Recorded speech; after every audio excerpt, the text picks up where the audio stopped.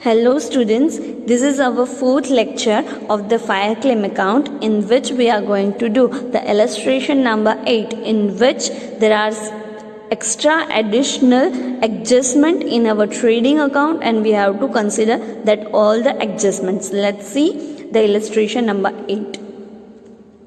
On 15 March 2011, there was a severe fire on the premises of the Sri Tandon and the stock of goods were destroyed. From the following information, you are required to prepare a statement of the fire claim of the stock goods destroyed by the fire.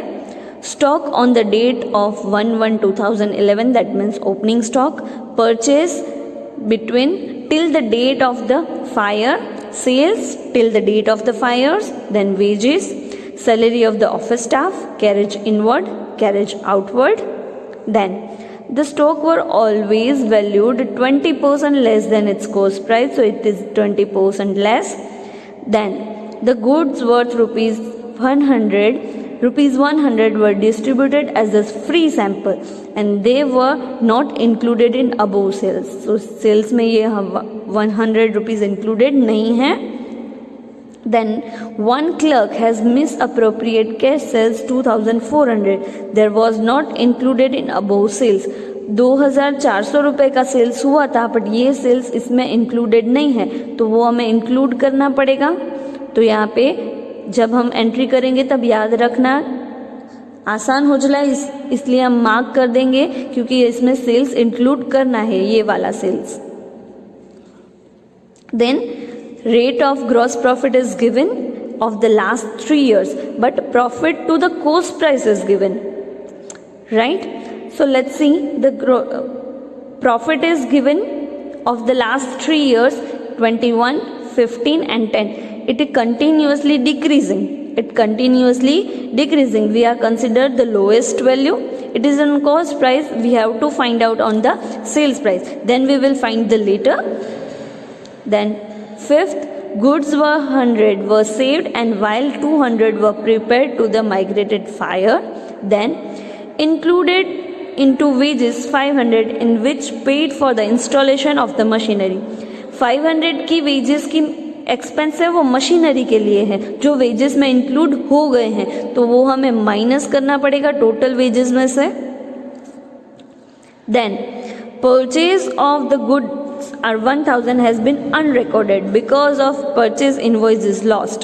यहाँ पे purchase 1,000 का goods purchase नहीं लिखा गया है तो वो भी हमें लिखना पड़ेगा तो वो भी हम ऐड करेंगे. तो ये सारे एडजस्टमेंट करने के हिसाब से हम ट्रेडिंग अकाउंट बनाएंगे. तो स्टेप नंबर 1 क्या है? स्टेप नंबर 1 है to find out the value of the closing stock and step number 2 है find out the rate of gross profit. अगर रेट ऑफ ग्रॉस प्रॉफिट दिया गया है, हाँ यहाँ तीनों साल का दिया गया है तो हम उस हिसाब से कैलकुलेट कर सकते हैं, राइट. सो हमें अलग से rate of gross profit find करने की ज़रूरत नहीं है तो हम स्टेप वाइज ही जाएंगे. स्टेप नंबर 1 से स्टार्ट करेंगे कि ट्रेडिंग अकाउंट बना के क्लोजिंग स्टॉक फाइंड करेंगे, राइट. तो यहाँ पे हमने ट्रेडिंग अकाउंट बना लिया till the date of the fire. सबसे पहले हम क्या लिखेंगे? ओपनिंग स्टॉक लिखेंगे. ओपनिंग स्टॉक दिया गया है rupees 12,000 but it is 20% less than its cost price. So हमें प्राइस फाइंड करनी पड़ेगी कि 80% पे 20% लेस है यानी कि वो 80% है. 80% पे 12,000 है तो 100 पे कितना? तो 12,000 into 100 divide by 80 that is 15,000. So opening stock will be 15,000. Then हम क्या लिखेंगे? परचेज लिखेंगे. परचेज में हमें मार्क किया है कि कुछ ऐड करना है. क्या ऐड करना है? जो लास्ट एडजस्टमेंट था कि 1,000 का अनरिकॉर्डेड परचेज था तो वो ऐड करते हैं. 42,000 plus 1,000 unrecorded total 43,000, right. Then sales दिया गया है 60,300. ऐड करने की साइन हमने मार्क की थी. क्या ऐड करना है? तो ऐड करना है पॉइंट नंबर 3 वाला कि जो 2400 का इंक्लूडेड नहीं था, तो टोटल आएगा 62,700, राइट। देन वेजेस दिया गया है, वेजेस है 2000 रुपीज़, उसमें से हमने मार्क किया है माइनस की साइन, 500 रुपीज़ जो मशीनरी के वेजेस के थे। अल्टीमेटली आंसर आएगा 1500। Then salary of the office staff की सैलरी एक्सपेंस ट्रेडिंग अकाउंट में नहीं आता, वो P&L में आता है, राइट, तो यहाँ पे हम नहीं लिखेंगे। Then carriage inward 200 rupees. Then carriage outward trading account में नहीं आता, वो P&L में आता है। ये आपको याद रखना है कि ट्रेडिंग में कौन कौन सी चीज़ें आती हैं और कौन कौन सी चीज़ें नहीं आती, जो आप 11th-12th में करके आए हो, राइट। देन एडजस्टमेंट देख लेते हैं। सेकेंड एडजस्टमेंट, फर्स्ट एडजस्टमेंट की तो एंट्री हो गई, सेकेंड एडजस्टमेंट है the good worth ₹100 were distributed as a free sample. So 100 rupees के गुड्स तो गए ही हैं, तो यहाँ पे आ जाएंगे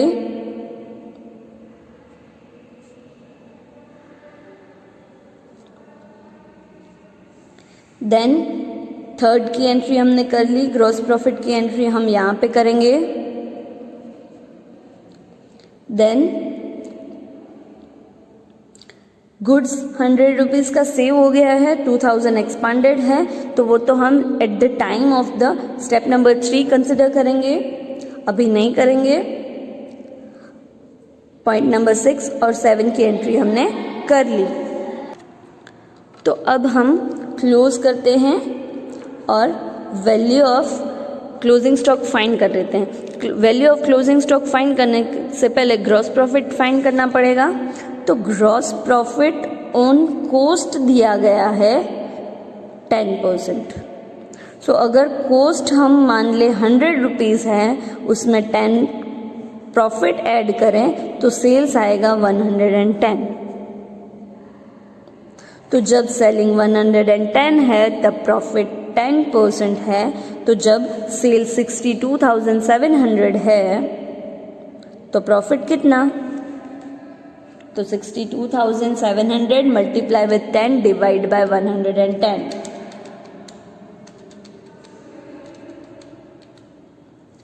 answer will come 5,700। Answer will come 5,700। So यहाँ पे हम लिखेंगे 5,700 gross profit and we can find the closing stock. So 15,000 plus 43,000 plus 1,500 plus 200 plus 5,700, 65,400 minus 62,700 minus 100. It will come 2,600 for the closing stock. This is the value of the closing stock at the date of the fire. Now step number 2. Step number 2 is rate of gross profit, but we have already considered it at a 10% on the cost. Then step number 3, the value of goods destroyed. Actual में goods कितने destroy हुए थे, तो 2,600 का closing stock था, right. उसमें से 100 rupees का माल बच गया था, तो वो हम माइनस कर देंगे। देन 200 के मिटिगेट्स फायर के एक्सपेंडेंट हैं, तो वो हम 200 प्लस करेंगे। तो अल्टीमेटली आंसर आएगा 2,600 minus 100 plus 200, it will come 2,700।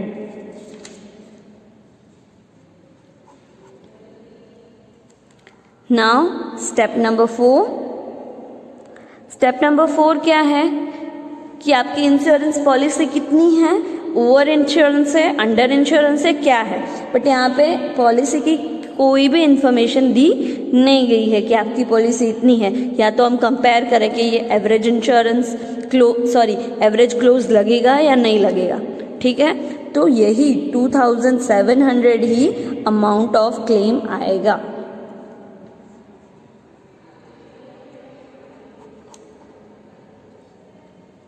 समझ में आया सबको? अब हम करेंगे practical number 7।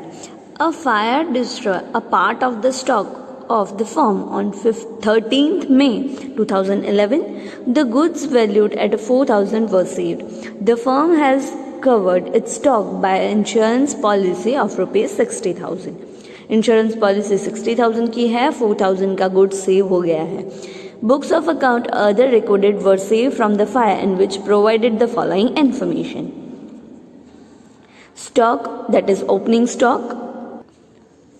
Purchase 72,000, sales 61,000 to the date of the fire, right?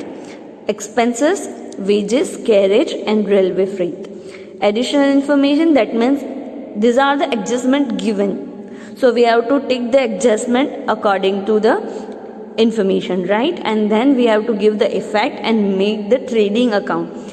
You know we have learned trading account from our 11th 12th. Same concept, same basis are there, but just you have to remind your 11th for preparing the trading account, right? First adjustment in the stock 1/1/2012, the stock of the stationery worth rupees 1,000 was included, so we have to tick mark on the stock. Then wages accrued but not paid on 1st May 2012 to the date of the fire was 300, that is outstanding wages. Then plant costing 10,000 purchased on 1 April 2011 was recorded in the purchase book. Plant purchase किया है, but वो हमने किस में लिख दिया है? Purchase book में। वो नहीं आता है, इसलिए परचेज में एडजस्टमेंट होगा। Then installation charges 200 were debited to the wages account. ये इंस्टॉलेशन चार्जेस भी कहाँ पे डेबिट हो गया है? वेजेस में। वो वहाँ पे नहीं होता है, तो वहाँ पे भी इफेक्ट आएगी। Then a clerk misappropriate the cash for the sales 40 rupees per week. यहाँ पे क्लर्क ने क्या किया है? जो कैश सेल्स था उसका मिस अप्रोप्रिएशन कर दिया है। मिस अप्रोप्रिएशन का मतलब है कि उसने ये रिकॉर्ड नहीं किया है या तो ये कुछ फ्रॉड किया है उसने। The clerk is relieved after the fire, और उसके बाद क्लर्क ने रिलाइव कर दिया, यानी कि बता दिया कि इतना मिस अप्रोप्रिएशन हुआ है, तो वो भी हमें सुधारना पड़ेगा। कहाँ पे सुधारना पड़ेगा? That is cash sales. तो सेल्स में करेक्शन आएगी, तो वो भी एडजस्टमेंट करना पड़ेगा। Then good costing 1240 were distributed free of charge for the advertising, that is sample के लिए जो भी माल गया है वो है। Then good costing 152 were sold to the friend at a cost price। cost price पे सेल हुआ है, जो ऊपर सेल्स है उसमें मेंशन नहीं है, तो वो अलग से रिकॉर्ड करना पड़ेगा।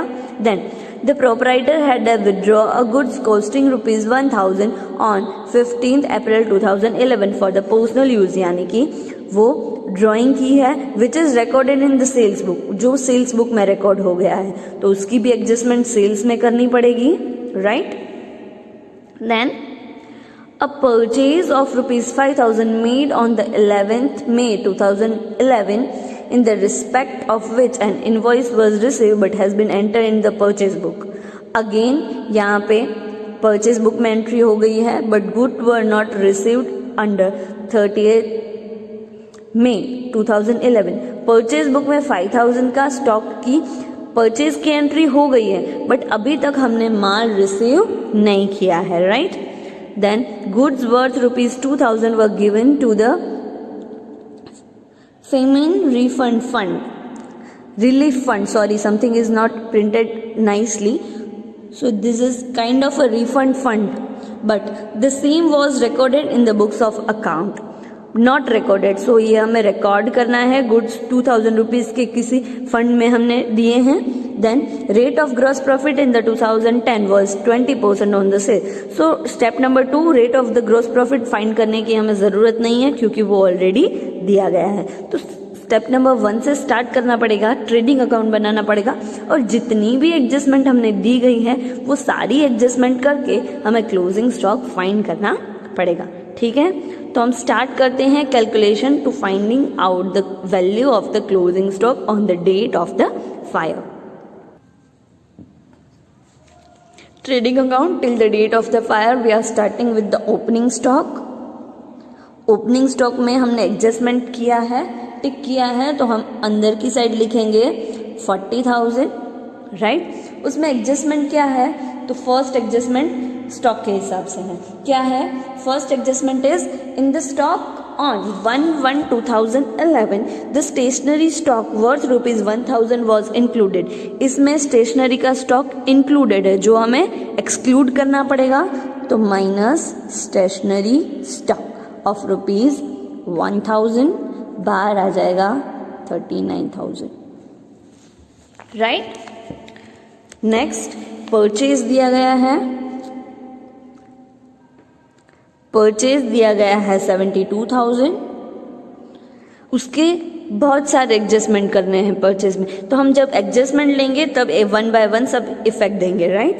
देन सेल्स लिख लेते हैं, वो भी अंदर की साइड ही लिखेंगे कि उसमें भी एडजस्टमेंट करने हैं।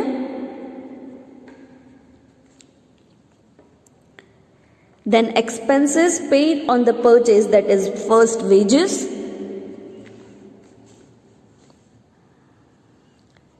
वेजेस में भी एडजस्टमेंट है तो हम एज इट इज लिख देते हैं। देन कैरेज इनवर्ड,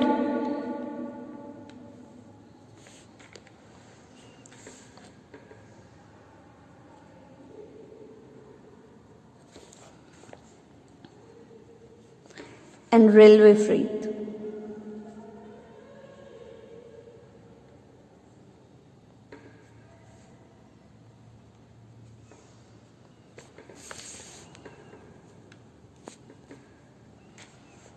राइट, अब 1 by 1 एडजस्टमेंट देखते हैं। फर्स्ट एडजस्टमेंट की एंट्री स्टेशनरी स्टॉक की थी, वो हमने कर ली।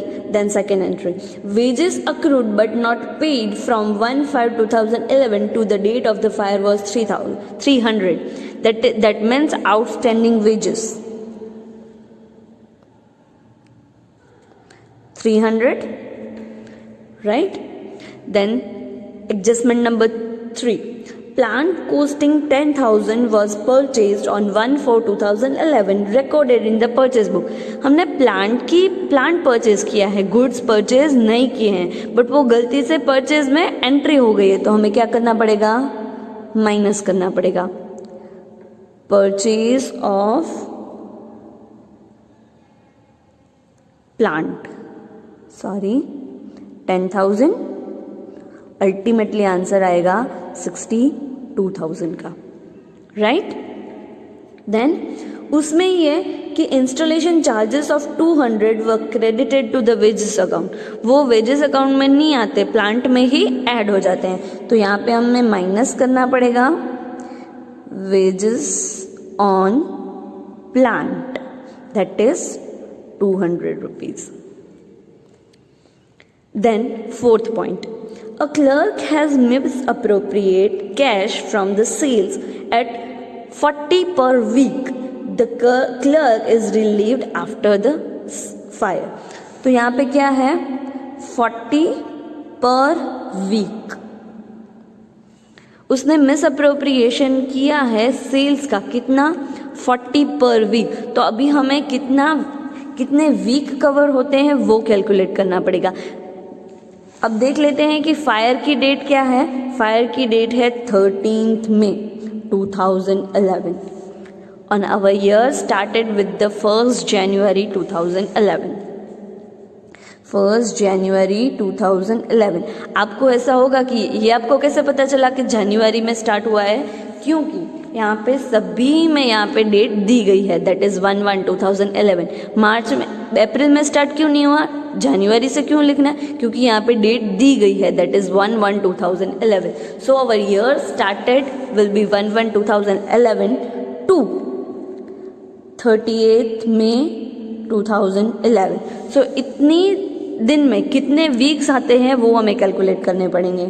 तो सबसे पहले जनवरी, फरवरी, मार्च, अप्रैल एंड मई, सभी के हम डेज कैलकुलेट करेंगे, डेज को वीक में कन्वर्ट करेंगे और वीक फाइंड करेंगे, राइट। सो जनवरी में कितने डेज आते हैं? 31। फरवरी है और 2011 है, सो 29 नहीं आएंगे, 28 ही आएंगे। देन मार्च 31, 30 एंड मई के कितने दिन? Only 13 days. Let's make a total, that is 133.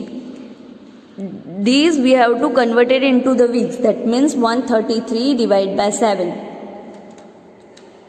It will come 19 week. तो टोटल उसने कितने वीक का मिस अप्रोप्रिएशन किया है?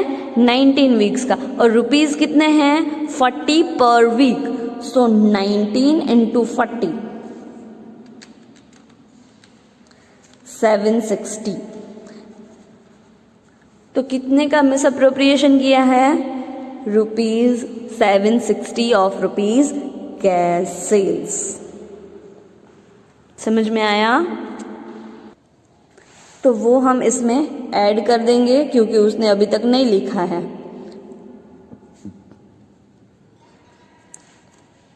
Right. This was the fourth adjustment. Now fifth adjustment. Good costing rupees 1240 distributed at the free of charge for advertising. तो advertising के लिए हमने 1240 रुपीज का गुड्स दिया है।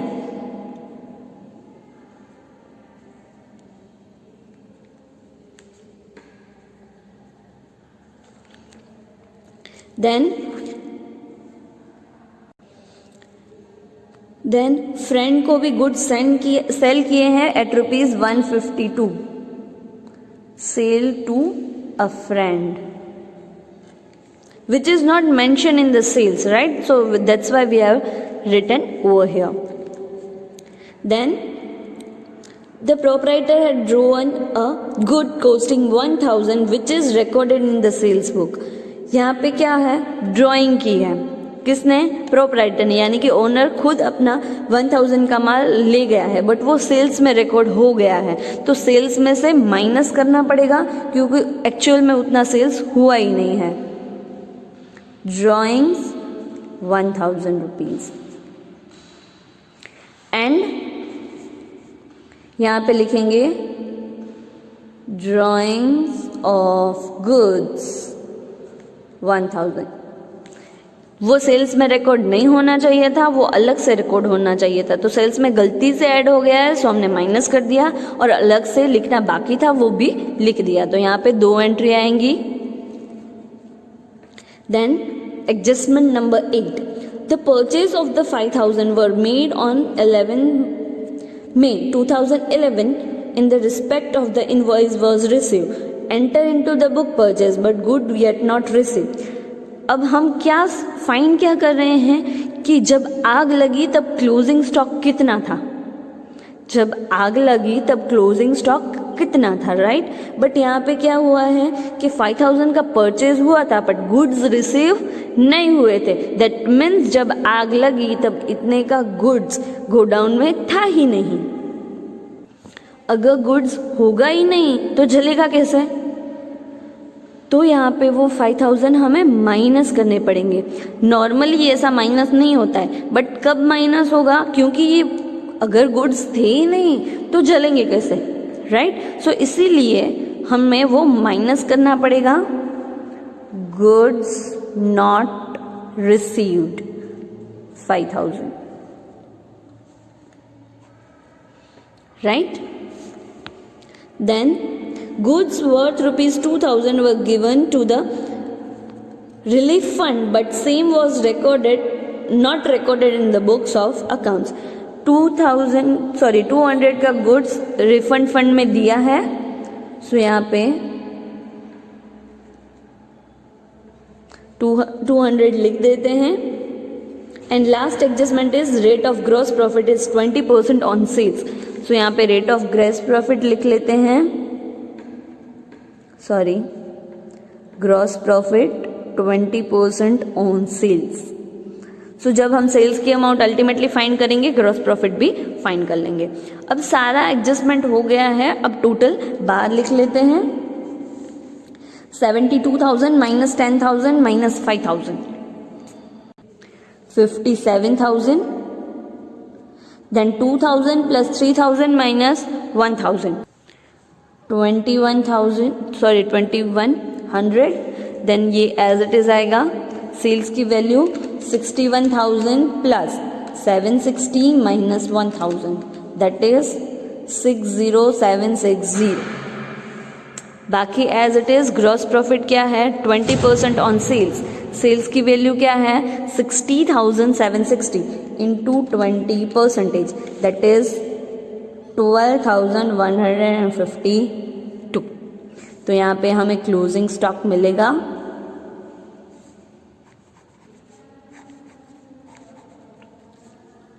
टोटल लिख लेते हैं, that is 39,000 plus 57,000 plus 2,100 plus 1,900 plus 12,152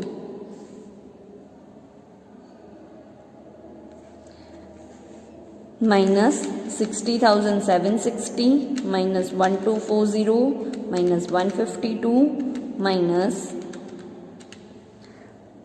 1,200। Closing stock will come 48,800।